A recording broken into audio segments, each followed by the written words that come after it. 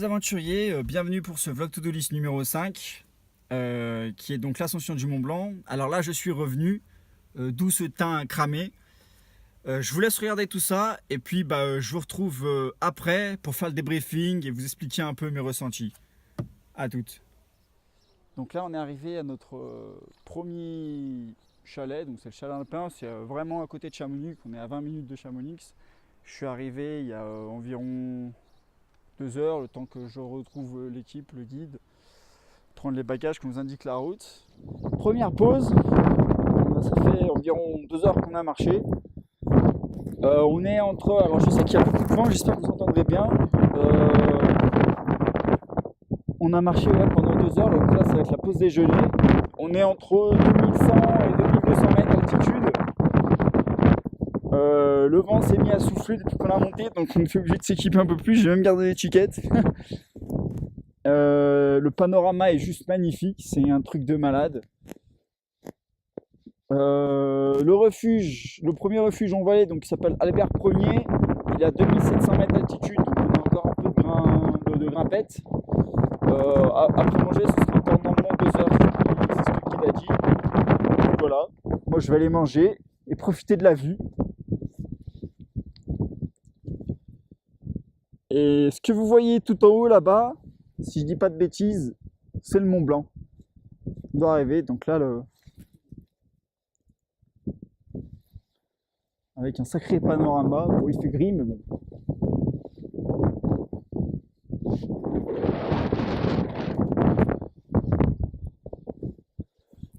Allez, à plus tard. Petite mise à jour. On a bientôt terminé. Le refuge est juste derrière, là. 2700 mètres. C'est très intense, hein. C'est très intense. Il faut jongler entre la terre, la neige. Ça n'arrête pas. Je suis pas encore arrivé. On est parti 10h30, on a commencé, on s'est arrêté un petit peu pour manger. Normalement ça se fait en 3h30, 4h. Je pense que le record je l'ai pulvérisé, hein. J'ai dû faire plus de 5 heures. Et j'ai pas fini.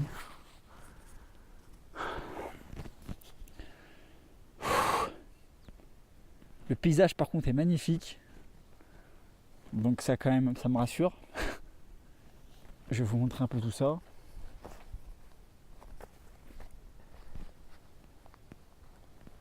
Alors faut pas avoir le vertige aussi, hein, parce que c'est assez raide.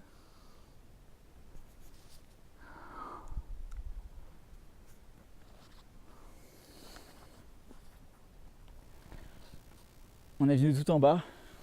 Et là, je vous retrouve dès que j'arrive enfin en haut. Après plusieurs heures de marche, ça y est, je suis enfin arrivé au refuge. J'ai eu le temps de me changer parce que c'était pesant, le sac à dos est vachement lourd. Donc comme je disais plus bas là, c'est vrai que c'est très intense, hein. C'est impressionnant les efforts constants qu'il faut faire sur les jambes, sur les épaules, sur les chevilles, les genoux. Mais ça en vaut la peine, non? Franchement. C'est un truc de fou. Donc là, 2700 mètres. C'est le refuge Albert Ier, 2700 mètres. On va passer 2 nuits ici. Donc la journée, on fera des randonnées en fait pour toujours s'acclimater. On a aussi, normalement, je vais avoir une formation. Enfin, je dis moi parce qu'en fait, ceux avec qui je suis, entre guillemets, c'est des habitués. Enfin, ils ont déjà fait des crampons et le piolet. Donc moi, normalement, je vais devoir avoir une formation sur le piolet, enfin comment utiliser le piolet et les crampons, parce que j'ai jamais fait du tout. J'ai jamais fait, donc il faudra que j'apprenne à m'en servir. Et puis voilà. Donc là, le programme, c'est que on va manger, d'après ce que j'ai compris, vers les 18h. Donc en fait, alors je sais pas quand est-ce que va être la formation, moi, mais là, d'après ce que j'ai compris, on va être à 18h. Puis après, je suis tellement épuisé que je pense que j'irai me coucher. Alors ça sera tôt, mais c'est pas grave. Mais je profite de la vue au maximum. Et puis je vous tiens aux nouvelles.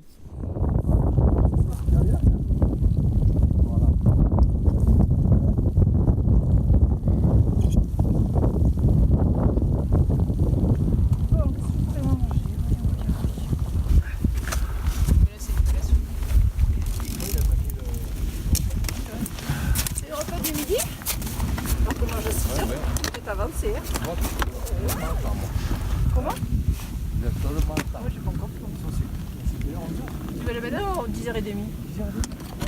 Ouais. Moi, j'ai fait. Ils sont toutes là si on redescend au refuge. C'est mon dernier jour au refuge Albert Ier. Donc ce matin, le guide et les 4 autres personnes, ils sont partis faire un autre col. Moi, j'étais vraiment épuisé et j'ai préféré rester là. Et cet après-midi, après manger, donc on mange au refuge, et cet après-midi, après manger, on va faire 2 heures de descente pour retourner au premier refuge, là où tout avait commencé, en fait, là où tout a commencé, qui s'appelle le Club Alpin du Tour. Pour que demain, c'est là où on attaque l'ascension du Mont Blanc, en fait. Mais je me pose la question de savoir si j'ai pas eu les yeux beaucoup plus gros que le ventre, parce que c'est vraiment très physique, très intense. Donc comme la vidéo, le panorama que je vous avais mis, où je suis monté à 3400 mètres, il y a des moments où franchement c'est super dur de suivre le rythme. Donc on était encordés en plus, donc il y avait le guide et après on était tous ensemble pour être encordés. Et en fait ils ont un rythme très très soutenu et c'est très dur à suivre.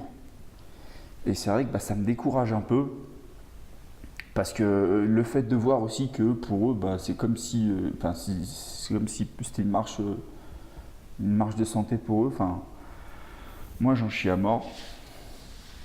Et c'est vrai que je pense que je suis capable de le faire, mais pas au rythme qu'ils le font eux en fait. Donc de toute façon, là, j'ai pas 36 solutions. Demain, on va partir à 1500 mètres, 1500-1600 mètres, et on va faire 6 heures de montée pour aller au refuge Tête Rouge, je crois qu'il s'appelle. Et c'est à partir de là qu'il va décider si je suis capable de monter plus haut ou pas en fait. Mais j'avoue quoi, je me posais des questions de savoir si j'ai bien fait, si finalement si j'étais prêt, enfin tout ça quoi. C'est vraiment pas évident. C'est vraiment pas évident parce que ça te prend une énergie de fou. C'est aussi pour ça que d'ailleurs ce matin j'ai pas voulu aller en balade avec eux. Parce que j'avais besoin aussi de me reposer. Et en plus, les chaussures de location, elles me font des ampoules, donc ce qui fait que c'est super galère de marcher. Donc voilà, de toute façon, il n'y a pas besoin d'en parler pendant 20 ans. Cet après-midi, on retourne au refuge. Donc là, il n'y aura pas de problème. De toute façon, c'est que de la descente et c'est 2 heures de marche. Et par contre, ça va être demain. Demain qui va tout définir, savoir si je suis capable ou pas de monter. À l'heure actuelle, le guide il m'a dit que j'étais pas prêt. Mais bon, j'en doutais un peu. Et c'est vraiment ce qui va décider, ça va être les 6 heures de marche demain matin. Mais alors, le truc qui me fait dire on ne sera pas encordé, donc ça veut dire que je pourrais aller à mon rythme. Donc ça, j'avoue que ça peut être pas mal aussi. Alors bien sûr, le guide m'a dit qu'il faudrait que j'aille avant la nuit, mais bon, après, ça, normalement, il n'y aura pas de souci sur ça. Mais bon, voilà, je pense que ça va être pesant. Puis voilà. Alors que je vous explique.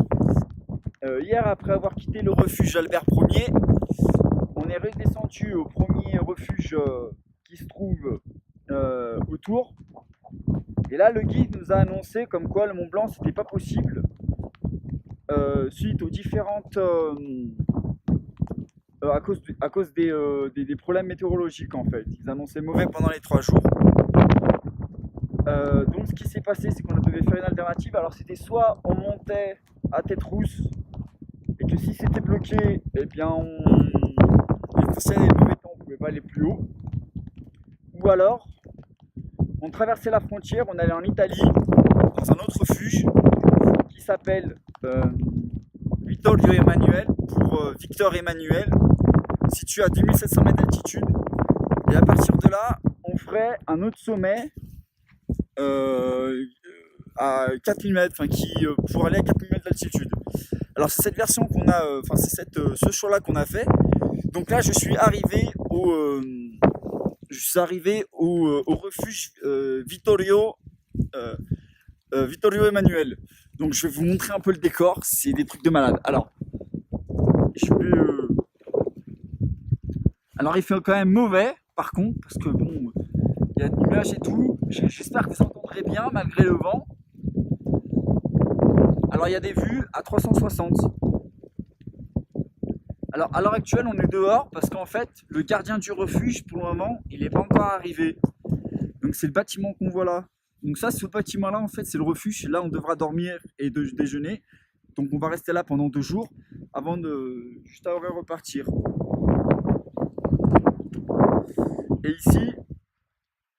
Et ici c'est le refuge d'hiver en fait. C'est un refuge qui est ouvert d'après ce que je comprends 365 jours à l'année. C'est ce qui nous permet justement aux voyageurs de pouvoir avoir quand même un toit en cas d'intempéries. Alors les nuages gâchent peut-être un peu le paysage, mais je vous assure que c'est quand même très très beau. C'est très très très très beau.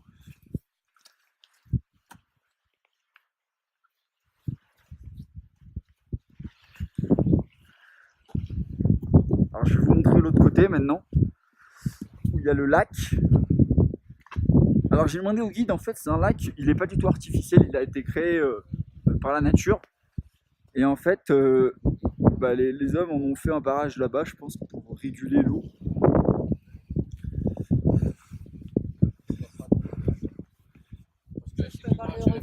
Tu craches dans la neige.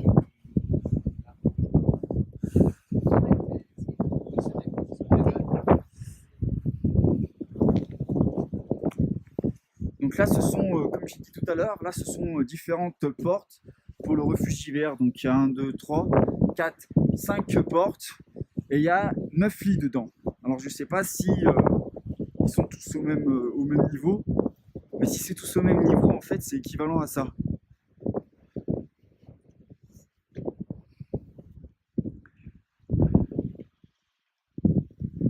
Alors, je pense que vous en doutez, mais c'est extrêmement silencieux. Là, on n'entend que le vent, en fait. On n'entend que le vent souffler. Je vais essayer de vous montrer le... Je vais descendre... Je vais vous emmener, en fait, vers l'entrée du refuge, là-bas, parce qu'il y a le panneau, justement, qui expliquait le nom du refuge. Alors, c'est en italien, bien évidemment, parce qu'on est en Italie.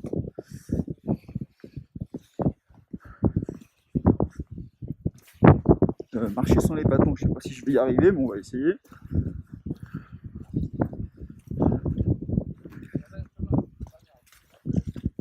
Ah, moi je vais juste aller. Oulala. Alors vous vous en doutez, ça glisse aussi, hein.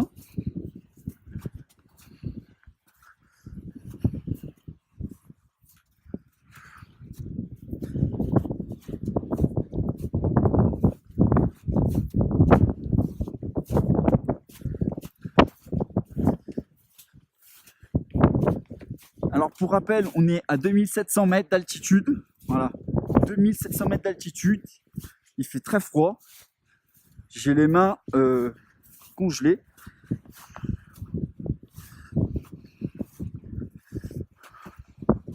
Voilà, on arrive sur la terrasse du refuge. Je vais pouvoir vous montrer un peu tout ça, l'autre paysage, enfin par où on est arrivé. Je vais essayer de vous montrer aussi ça. Voilà. Voilà la terrasse. Avec le panneau qui se trouve juste ici.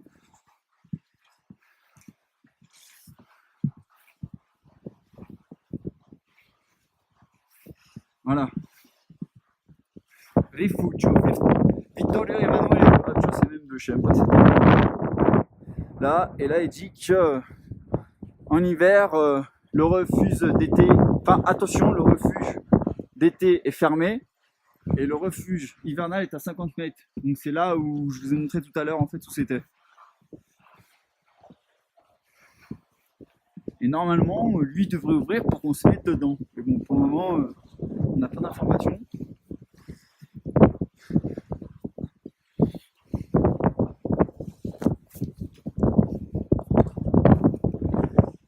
Alors, on est arrivé par là. Là, vous devez voir tout ici, vous devez voir les traces de pas. Donc, on est arrivé par là. Derrière, et après, derrière, tout ici, là, derrière la colline. Enfin, dans la colline, la mini colline. Donc, on est arrivé par là, en fait.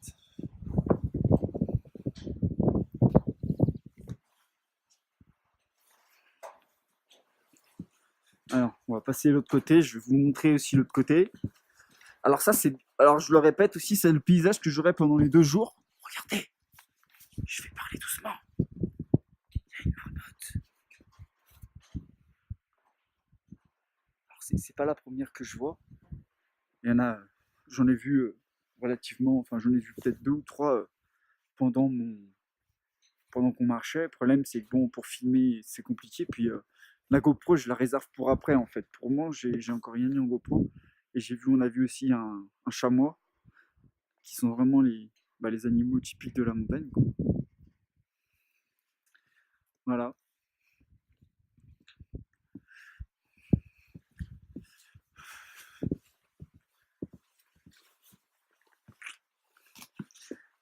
Alors j'ai pris aussi des photos, hein. Vous pouvez retrouver bien évidemment. Alors les premières photos, j'ai mis des photos qui sont pratiquement simultanées via le réseau sur mon Instagram Bruno Forte Photo. Et après, dès que je rentrerai, j'en mettrai sur Bruno Forte Photographie, ma page Facebook. Que vous pourrez voir.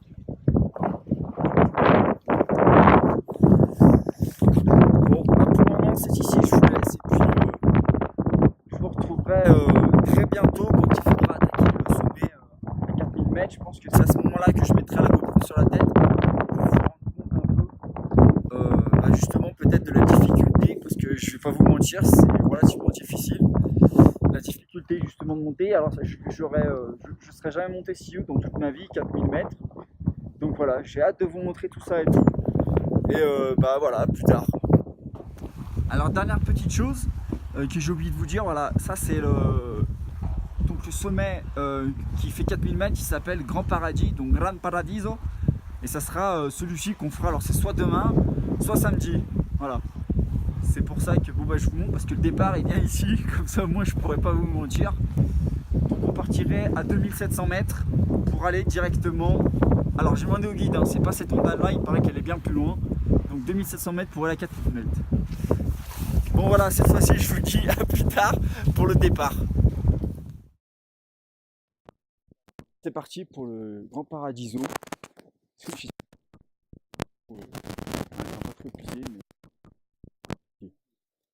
Let's go.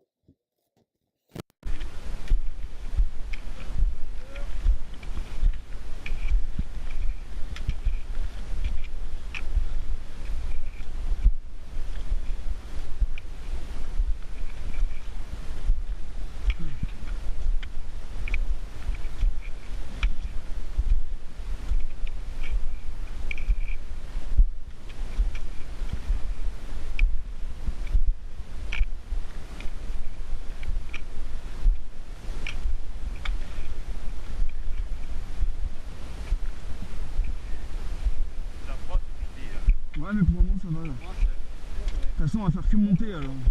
Pour ça, un peu le... Ouais. Ok.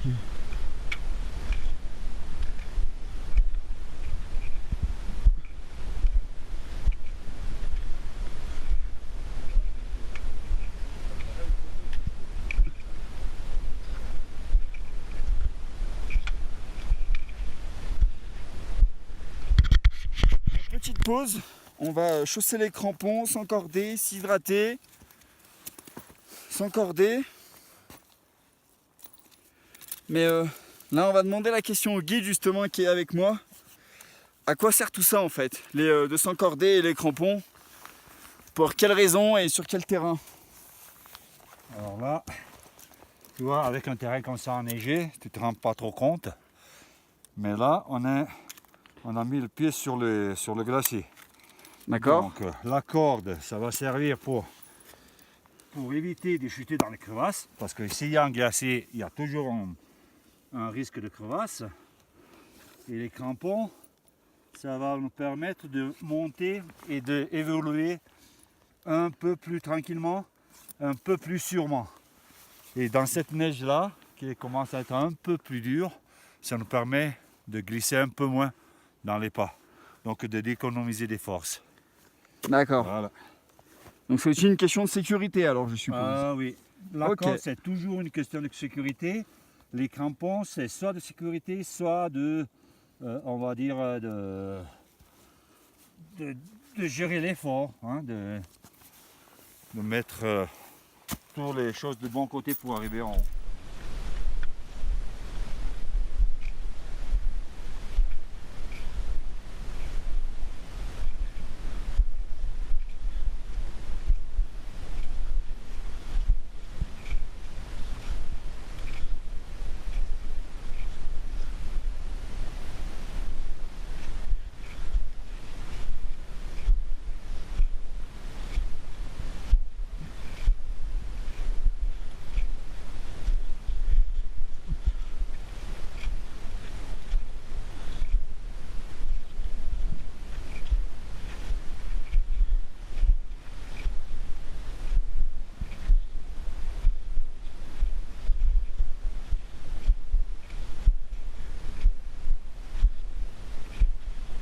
On est à 3700 mètres d'altitude environ. C'est très perturbant parce qu'on est en plein dans les nuages. Alors moi qu'on me dit que j'ai souvent la tête dans les nuages comme ça, moi là on peut dire que c'est vrai. Non, c'est en fait il n'y a aucun point de repère. On peut juste se baser sur la trace qu'il y a sur la neige. Donc la trace en fait c'est les pas des différents randonneurs qui sont passés avant nous. Mais à 360 degrés en fait il n'y a que des nuages. Il n'y a pas beaucoup de visibilité. Ça défonce les yeux plus qu'autre chose. Mais ça fait du bien. Ça fait du bien. C'est hyper silencieux. Je vais regarder un peu tout ça.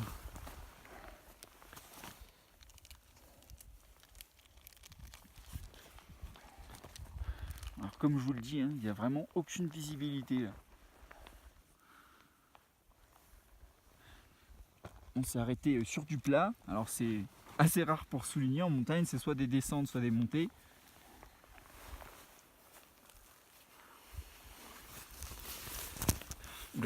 Donc voilà, on va boire un coup, enfin je vais boire un coup, et après ben on va y retourner. Hein. Donc nous voilà arrivés à 4000 mètres, j'en peux plus, hein, toujours le parce qu'il reste 61 mètres à faire, mais c'est sur le glacier, donc on va utiliser que le piolet en fait. Donc je me lève, j'ai du mal à me lever. Je vais tout vous montrer avec la GoPro en haut. Comment on fait? Comment ça marche? Le piolet sur la main vers l'amont, vers Ok. la montagne, et la main libre vers l'aval. Et je prends pas de pic alors, c'est juste ok. Moi, je prends un peu la force comme ça, voilà. Ok. Avance. Toutes les fois que tu peux, tu appuies sur le piolet. Ok. C'est pas un peu ton bâton, si tu veux. Hein. Ouais.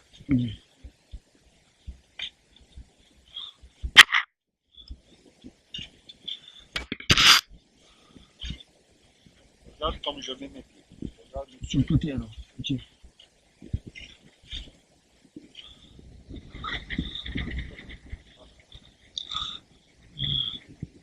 C'est pas dangereux là, sans rien? Tranquille. Il faut rester relaxé et bien debout. Hein. Voilà. Je mets la main sur le rocher comme ça, mais. Attendez, je remets mon dernier gant. Hein. Ah oui. Essaye de mettre bien debout. Hein. Ok, c'est bon.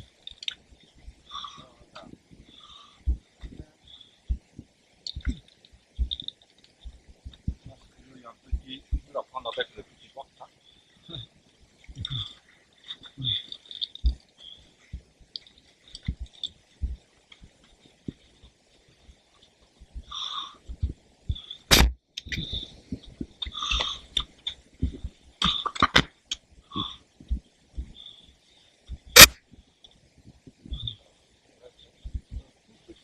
Là.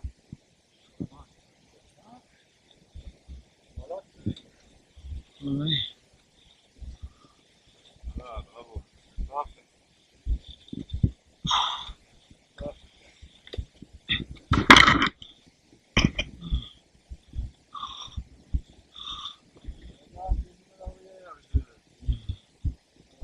Regarde, il faut aussi un peu s'aplatir. On prend ici. On prend par-dessus les crampons. Et hop, on se tire ici. Ouais, mais je suis petit moi pour faire comme ça. Non, c'est grand comme moi. Donc. Voilà. Voilà. Maintenant, tu prends avec une main. Voilà, ok. Attends.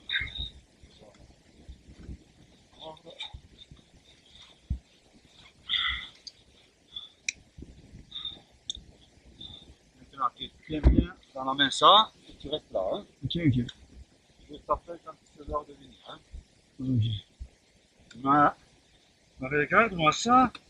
Putain. C'est bon, c'est bon. C'est bon. Ah, c'est ça. C'est ça qui dit ça. Alors là, c'est vraiment facile possible. Hein. Viens, viens, viens. Regarde. Tu restes bien sur tes pieds, comme ça, tu vois. C'est simplement. Là, on montre après.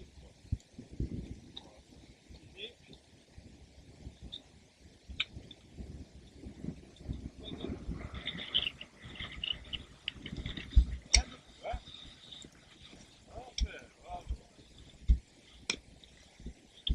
Voilà, bien.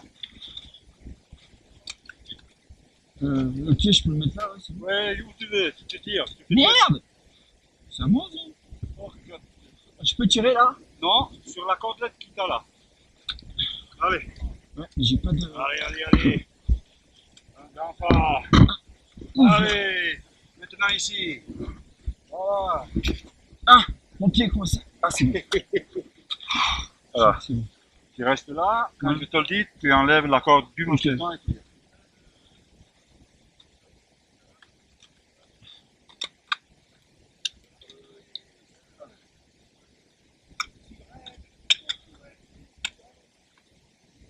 Bien.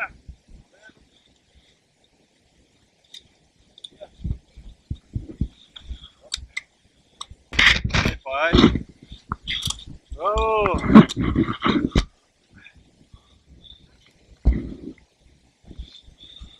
Bravo Bruno.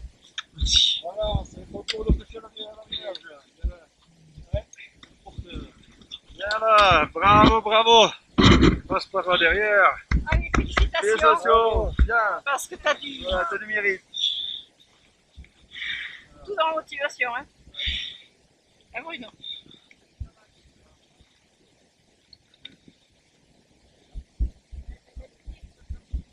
Ou pas? Ouais, attends, après une semaine de montagne, faire le paradis, c'est pas donné à tout le monde. Hein. Vas-y. Après, tu réussis sur la pionnière, oui.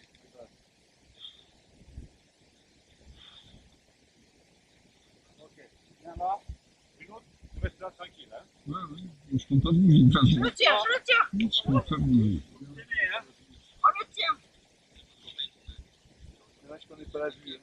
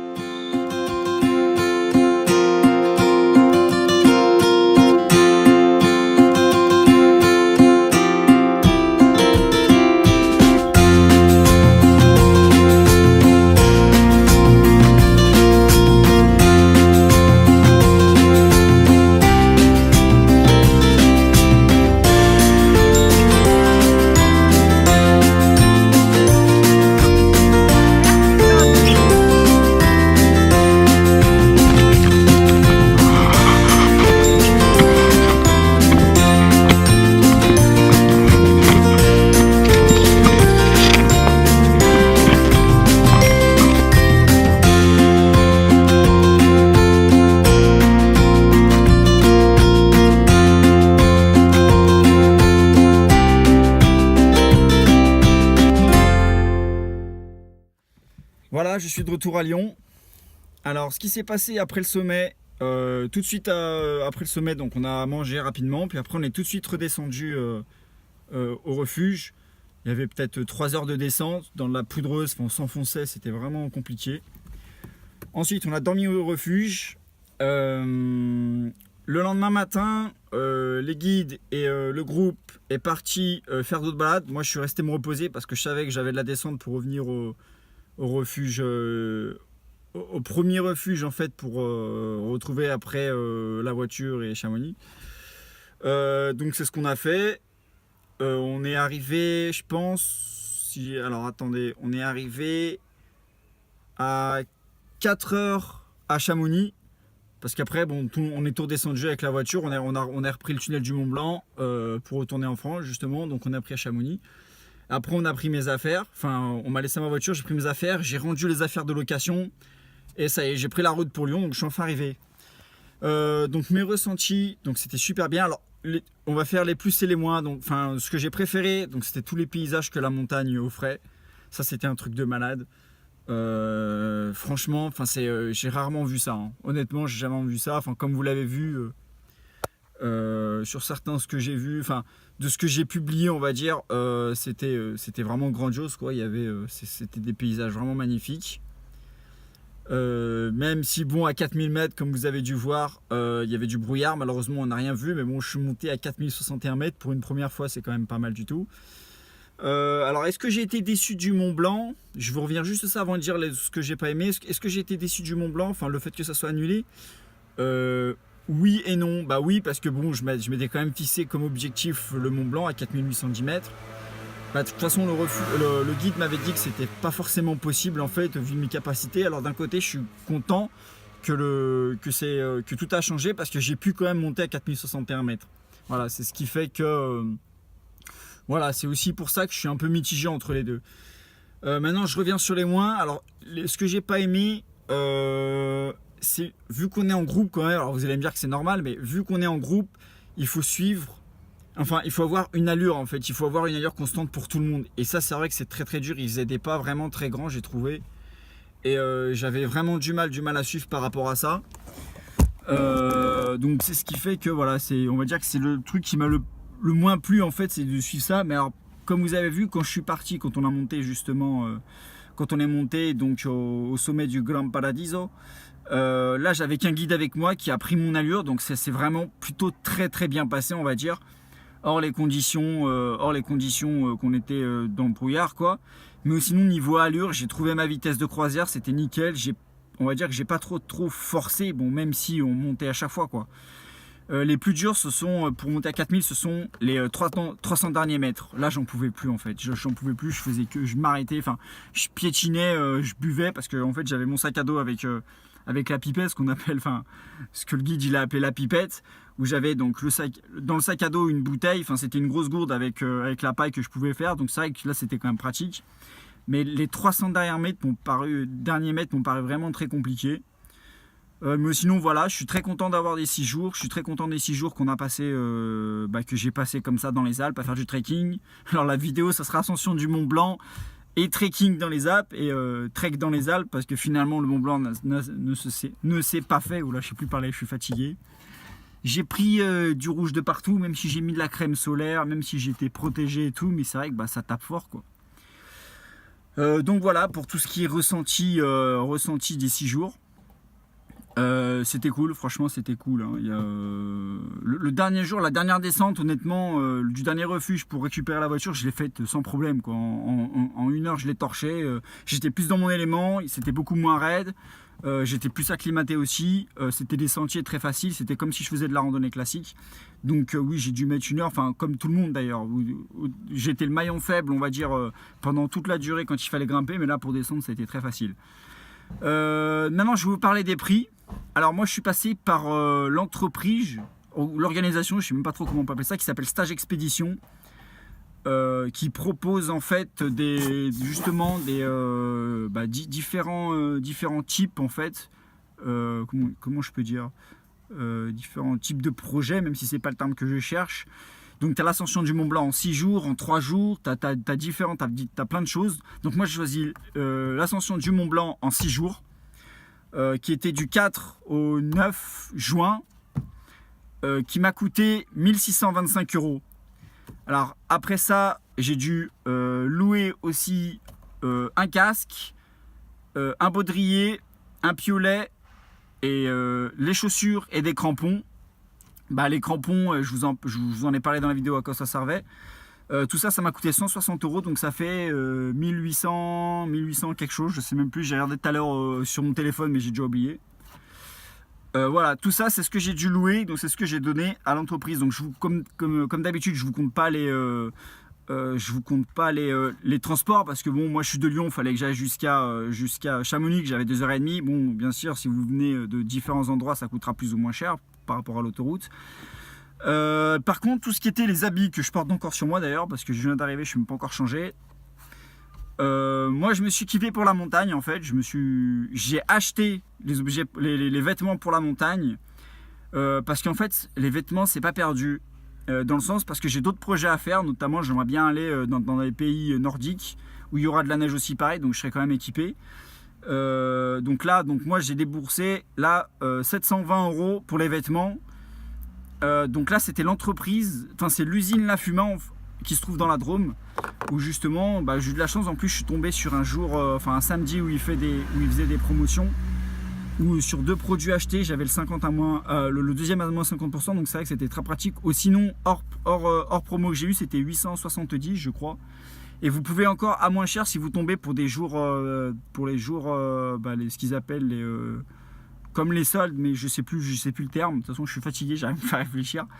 Mais voilà, donc l'entreprise La Fuma qui se trouve dans la Drôme, je pense que si vous tapez ça sur internet et que vous avez besoin, donc ils vendent du millet et du Eder notamment et du La Fuma, mais millet et Eder c'est quand même réputé justement pour la montagne en fait. Ce sont des trucs réputés pour la montagne, donc voilà, si vous avez l'occasion, au lieu d'aller dans un magasin en centre-ville ou je sais pas quoi, vous allez payer ça les yeux de la tête. Enfin moi si j'avais acheté tout ce que j'avais acheté dans un magasin spécialisé en ville ou ailleurs, j'aurais payé plus de 1000 €.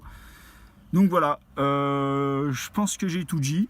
De toute façon, quitte à faire... si vous avez des questions surtout, que ce soit sur le Mont Blanc, sur le trekking que j'ai eu dans la montagne, sur les différents prix, sur ce qui s'est passé, laissez des commentaires. J'essaierai d'y répondre le plus rapidement possible de toute façon. Et j'espère quand même que vous avez apprécié cette vidéo, malgré que le Mont Blanc n'a pas pu se faire. Mais bon, je suis quand même monté à 4061 mètres, donc j'espère que que vous laisserez un petit pouce bleu pour l'encouragement, parce que ça me ferait vraiment plaisir de voir que finalement, même si le Mont Blanc ça s'est pas fait, le reste ça fait plaisir. Et puis voilà, abonnez-vous si c'est pas déjà fait, puis moi je vous dis à très bientôt pour une nouvelle vidéo. Bye bye.